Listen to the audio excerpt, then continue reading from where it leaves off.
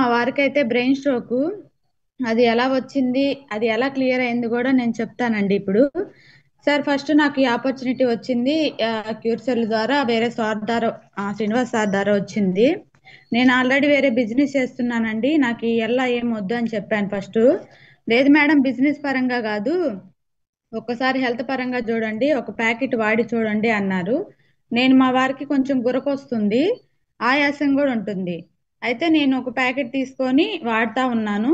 ఒక half packet అయిపోగానే గురక పూర్తిగా పోయింది, గమనిస్తానే ఉన్నాను నేను. ఆయాసం కూడా పోయింది. తర్వాత ఒక 2 డేస్కి నేను గమనించాను.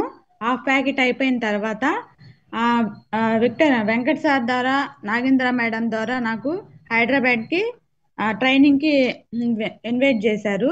ఆ ట్రైనింగ్లో కూడా నాకు అనిపించింది, ట్రైనింగ్ అయిపోయిన తర్వాత హెల్త్ పరంగా కూడా కాదు, ఇన్కమ్ పరంగా కూడా చాలా బెనిఫిట్ ఉందని తెలుసుకొని మంచి జోష్తో అయితే నేను తిరిగి ఒంగోలు వచ్చానండి. ఒంగోలు వచ్చేపాటికి మా హస్బెండ్కి వాయిస్ రావట్లేదు.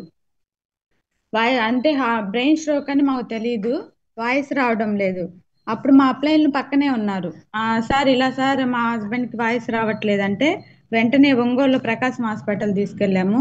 వాళ్ళు టెస్ట్లు అవల్లా చేసి బ్రెయిన్ స్ట్రోక్ ఎప్పుడైతే వచ్చిందో అప్పుడు మాట పట్టేసిందమ్మా, అందుకే భయపడాల్సిన అవసరం లేదు, మాట రావటం అయితే కష్టం అని చెప్పారు. నాకు చాలా బాధ అనిపించింది. తర్వాత మేడం రిపోర్ట్స్ అవల్లా చూసిన తర్వాత మేడం ఒకటే అడిగారు నన్ను, అమ్మ చాలా పెద్ద సివియర్ కేసు ఇది, ఫస్ట్ ఏ హాస్పిటల్ తీసుకెళ్ళావని అడిగారు. నేను ఏ హాస్పిటల్ తీసుకెళ్ళలేదు మేడం, క్యూర్సెల్ ప్యాకెట్ చూపించాను మేడం, ఇదైతే వాడడం జరిగింది, కానీ గురక అని చెప్పి వేరే ఫ్రెండ్ ద్వారా తీసుకోవడం జరిగింది, వాడాను మేడం అన్న. లేదమ్మా, ఈ మెడిసిన్ చాలా పవర్ఫుల్ మెడిసిన్ అట్టుంది, ఈ ఏజ్లో వచ్చింది అంటే కండిషన్ దాటిపోయి ఉంటారు అనుకున్నాము, కానీ చాలా క్లియర్గా వచ్చేసింది, సార్కి అయితే బాగుంటుంది, వాయిస్ రావటం కష్టం అని చెప్పారు. కానీ మళ్ళీ వచ్చిన తర్వాత ఇంటికి వచ్చాము, ఐసీలో ఉన్నాడు 5 డేస్.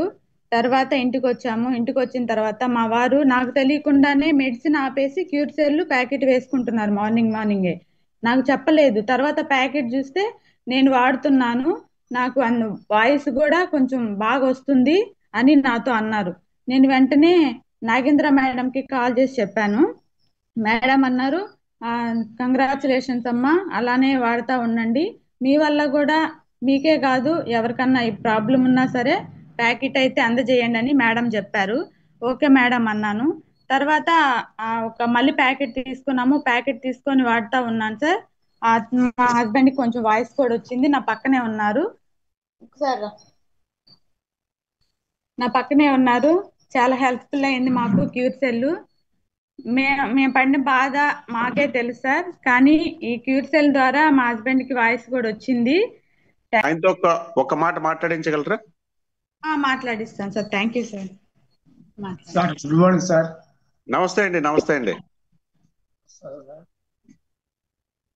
ఎట్లా ఉంది మీకు? అదొక మాట చెప్పండి చాలు, మీరు ఎక్కువ మాట్లాడాల్సిన పని లేదు, జస్ట్